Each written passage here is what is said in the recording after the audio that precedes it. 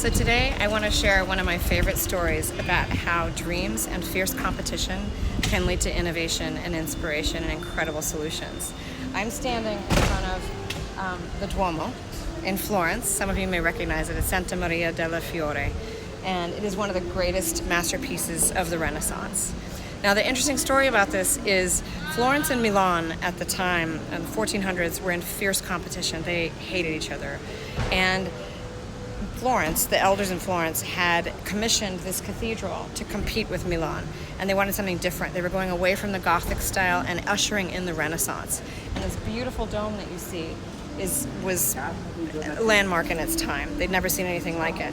One problem, they designed the cathedral, and for 150 years, there was a big hole in the roof. They didn't know, they designed the cathedral with the big dome, but they had no technology or engineering to actually create it. So for 150 years, water was pouring in where the altar should normally be. Kind of a big problem. So finally they got together and said, we need to fix this. And they had a contest. And for 2 years, they interviewed architects to come and see who could create a dome that would work. There were all kinds of crazy ideas proposed, and I won't go into those. But ultimately, a gentleman named Brunelleschi, who was actually a goldsmith, had never done anything like this in his life, came up with a proposal. And over 2 years of fighting with the elders, they finally accepted his proposal. The cool thing is, he wouldn't tell them how he was going to do it. You know why? He actually didn't know. But they gave him the commission anyway. And this pressure and this competition and his ambition led him to create solutions that were way ahead of their time. Number one, he created a pulley system, engineering for lifting the heavy bricks and things.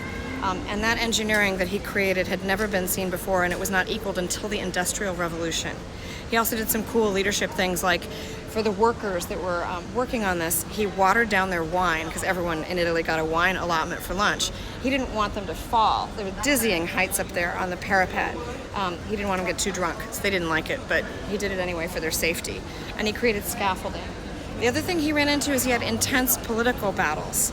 Ghiberti, his arch rival, who created the gorgeous bronze doors in the baptistry that some of you may have seen, was appointed as his co-producer and got paid the same amount of money even though he wasn't doing any of the work. And you can imagine he was criticizing, he wrote reports. He actually had him jailed at one point under not paying union dues. So he ran into all kinds of problems. But ultimately, after 16 years, he created it. And the ultimate honor was that actually after he died about 10 years after he finished it, he was buried in the crypt in the Duomo, which was never heard of for a non-noble person or religious figure. So my questions around this with leadership are, what problems are you facing at work that have seemingly absolutely no solution?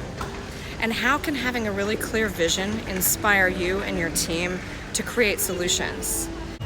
So if you want your legacy to be as inspiring as Brunelleschi's, think about this. Join our conversation. I have a newsletter where we're talking about difficult issues like politics in the workplace, vision, setting innovative strategies for business problems. I'll include a link at the bottom of my post. Have a great day.